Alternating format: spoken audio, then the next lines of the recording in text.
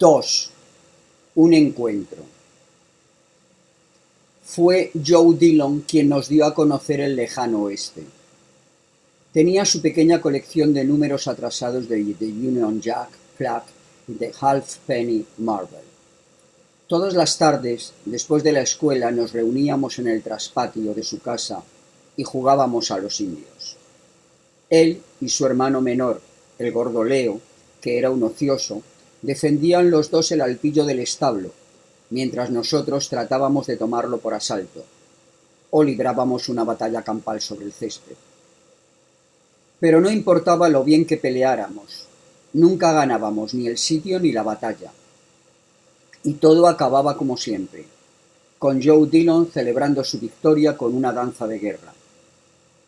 Todas las mañanas sus padres iban a la misa de 8 en la iglesia de Gardiner Street, y el aura apacible de Mrs. Dillon dominaba el recibidor de la casa. Pero él jugaba a lo salvaje comparado con nosotros, más pequeños y más tímidos. Parecía un indio de verdad cuando salía de correrías por el traspatio, una funda de tetera en la cabeza y golpeando con el puño una lata gritando «¡Ya, yaca! ¡Ya, yaca! ¡Yaca, yaca!». Nadie quiso creerlo cuando dijeron que tenía vocación para el sacerdocio. Era verdad, sin embargo. El espíritu del desafuero se esparció entre nosotros y bajo su influjo se echaron a un lado todas las diferencias de cultura y de constitución física. Nos agrupamos, unos descaradamente, otros en broma y algunos casi con miedo. Y en el grupo de estos últimos, los indios de mala gana que tenían miedo de parecer filomáticos o alfeñiques, estaba yo. Las aventuras relatadas en las novelitas del oeste eran de por sí remotas, pero por lo menos abrían puertas de escape. A mí me gustaban esos cuentos de detectives americanos, donde de vez en cuando pasan muchachas toscas, salvajes y bellas. Aunque no había nada malo en esas novelitas o sus intenciones, muchas veces eran literarias, en la escuela circulaban en secreto. Un día, cuando el padre Butler nos tomaba las 4 páginas de historia romana, al chapucero de Leo Dillon lo cogieron con un número de Halfpenny Marvel. ¿Esta página o esta? ¿Esta página? Pues vamos a ver, Dillon, adelante. Apenas el día hubo... Siga. ¿Qué día? ¿Apenas el día hubo levantado? ¿Estudió usted esto? ¿Qué es esa cosa que tiene en el bolsillo? Cuando Leo Dillon entregó su magazine, todos los corazones dieron un salto y pusimos cara de no romper un plato. El padre Butler lo ojeó ceñido. «¿Qué es esta basura?», dijo. «¿El jefe Apache? ¿Es esto lo que ustedes leen en vez de estudiar historia romana? No quiero encontrarme más esta condenada bazofia en esta escuela. El que la escribió supongo que debe ser un condenado plumífero que escribe estas cosas para beber. Me sorprende que jóvenes como ustedes, educados, lean cosas semejantes. Lo entendería si fueran ustedes alumnos de la escuela pública». Ahora Dillon se lo advierto, seriamente. Aplíquese o...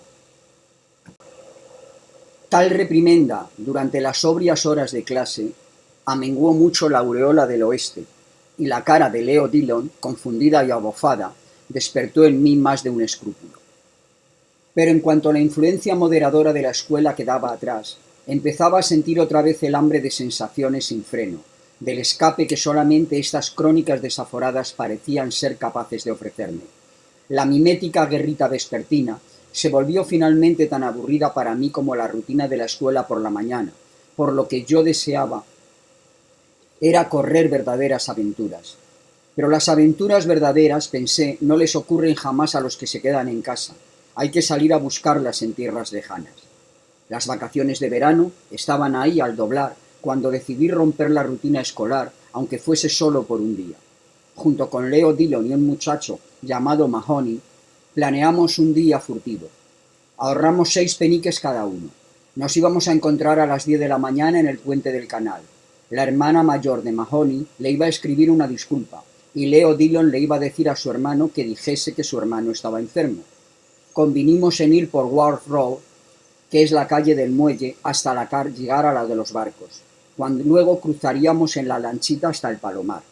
Leo Dillon tenía miedo de que nos encontráramos con el padre Butler o con alguien del colegio, pero Mahoney le preguntó con muy buen juicio que qué iba a hacer el padre Butler en el Palomar.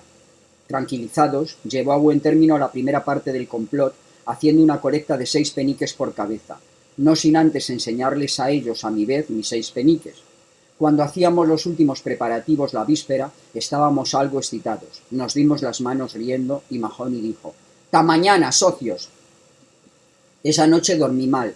Por la mañana fui el primero en llegar al puente, ya que yo vivía más cerca. Escondí mis libros entre la hierba crecida cerca del cenizal y al fondo del parque, donde nadie iba, y me apresuré malecón arriba.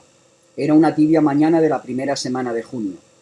Me senté en la albarda del puente a contemplar mis delicados zapatos de lona, que diligentemente blanqueé las noches antes, y a mirar los dóciles caballos que tiraban cuesta arriba de un tranvía lleno de empleados. Las ramas de los árboles que bordeaban la alameda estaban de lo más alegres, con sus hojitas verde claro, y el sol se escurría entre ellas hasta tocar el agua. El granito del puente comenzaba a calentarse y empecé a golpearlo con la mano al compás de una tonada que tenía en la mente. Me sentí de lo más bien. Llevaba sentados allí 5 o 10 minutos cuando vi el traje gris de Mahoney que se acercaba. Subía a la cuesta sonriendo y se trepó hasta mí por el puente. Mientras esperábamos, sacó el tiraflechas que le hacía bulto en su bolsillo interior y me explicó las mejoras que le había hecho. Le pregunté por qué lo había traído y me explicó que era para darles a los pájaros donde les duele. Mahoney sabía hablar jerigonza y a menudo se refería al padre Butler como el mechero de Bunsen. Esperamos un cuarto de hora o más, pero así y todo, Leo Dillon no dio señales de que fuera a llegar. Finalmente Mahoney se bajó de un brinco diciendo: «Vámonos, ya me sabía yo que ese manteca era un fulastre». «¿Y sus 6 peniques?», dije. «Perdió prenda», dijo Mahoney. «Y mejor para nosotros, en vez de 6 tenemos 9 peniques cada uno». Caminamos por el North Strand Road hasta que llegamos a la planta de ácido muriático y allí doblamos a la derecha para coger por los muelles. Tan pronto como nos alejamos de la gente, Mahoney comenzó a jugar a los indios. Persiguió a un grupo de niñas andrajosas apuntándolas con sus tiraflechinas y cuando 2 andrajosos empezaron de galantes a tirarnos piedras, Mahoney propuso que les cayéramos encima.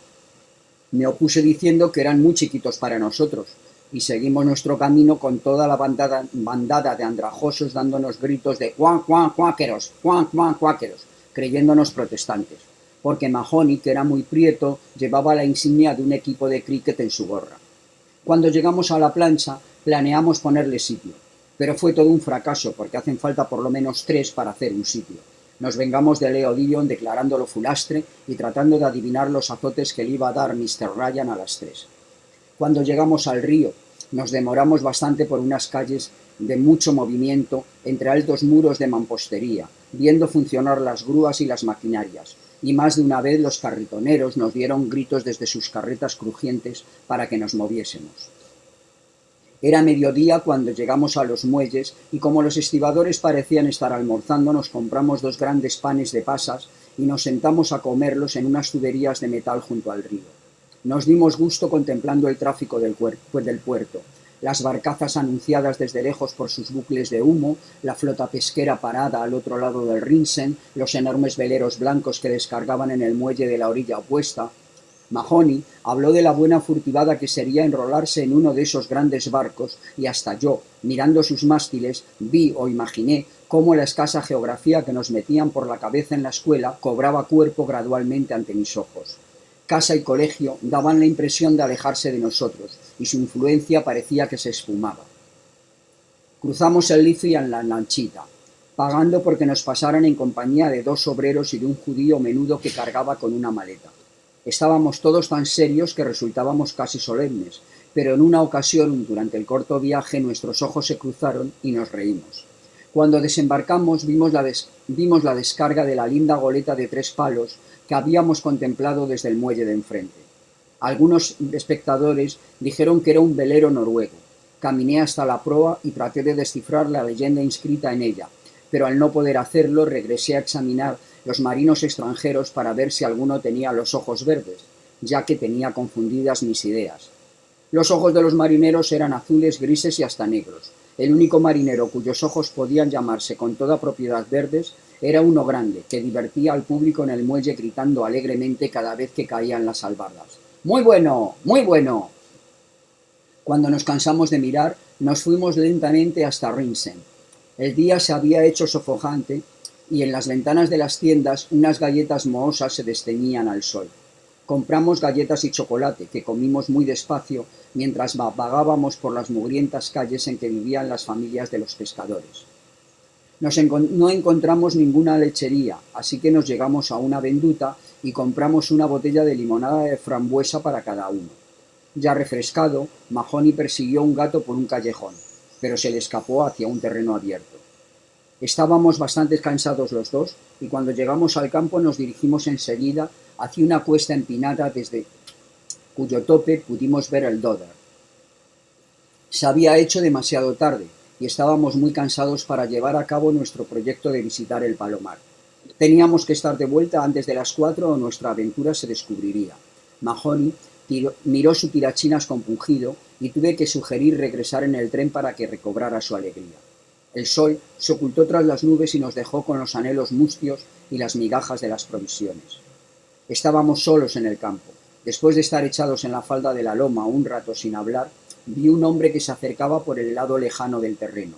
Lo observé desganado mientras masticaba una de esas cañas verdes que las muchachas cogen para adivinar la suerte. Subía la loma lentamente.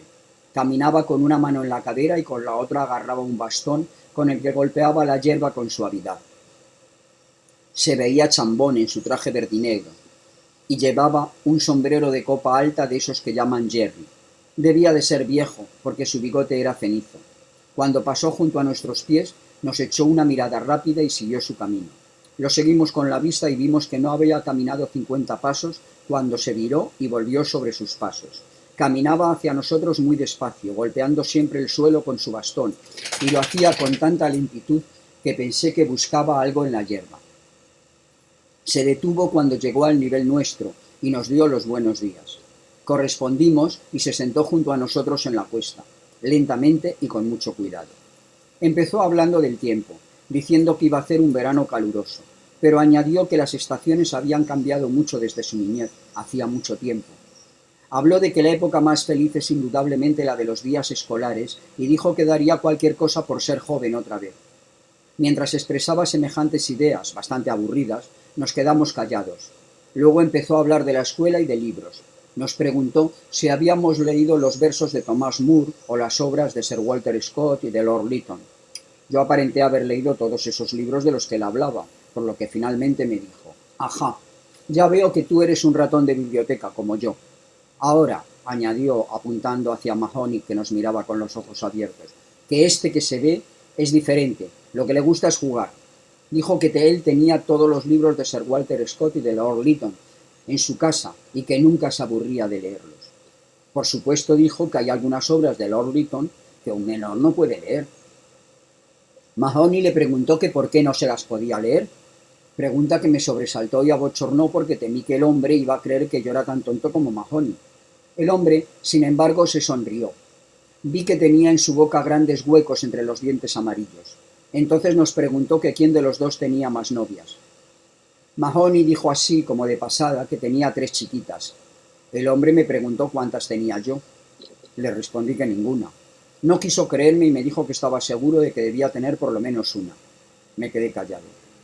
«Dígame», dijo Mahoney parejero con el hombre, «¿y cuántas tiene usted?» El hombre sonrió como antes y dijo que cuando él era de nuestra edad tenía novias a montones.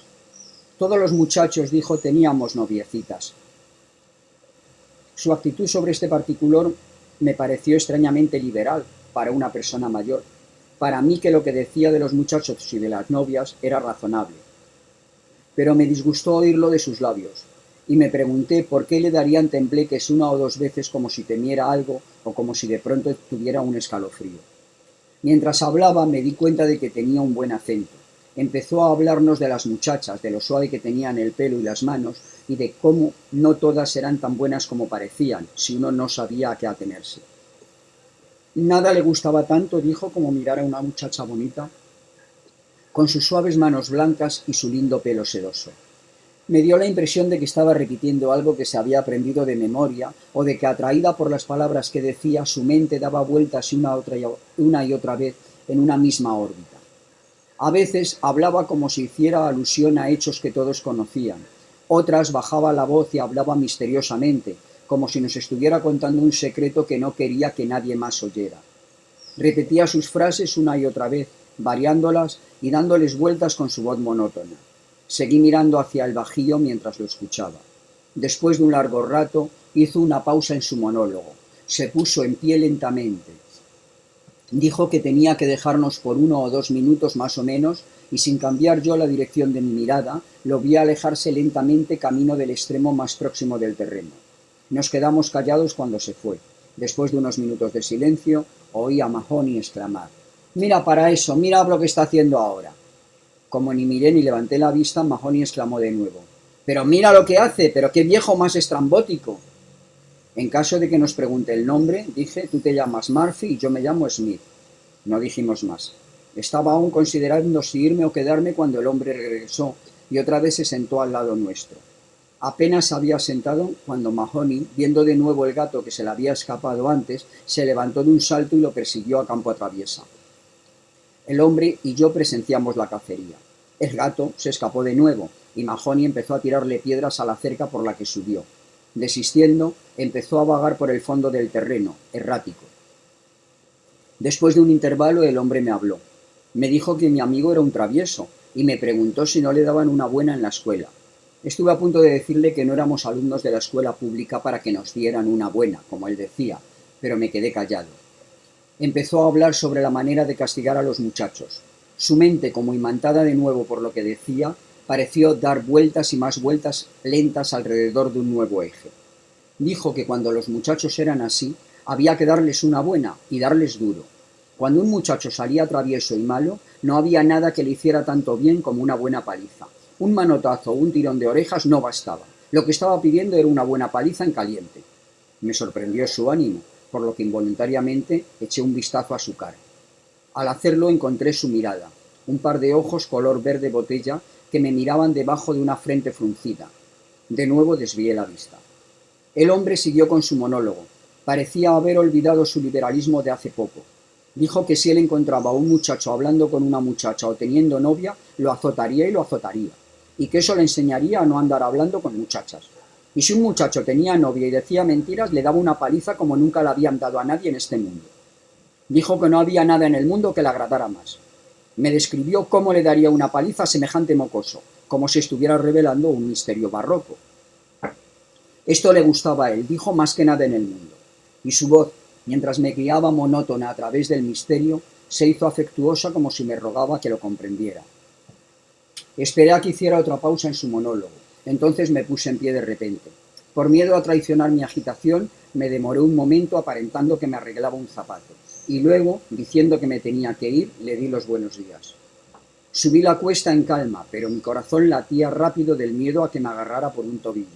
Cuando llegué a la cima me volví y sin mirarlo grité a campo traviesa: «¡Murphy!».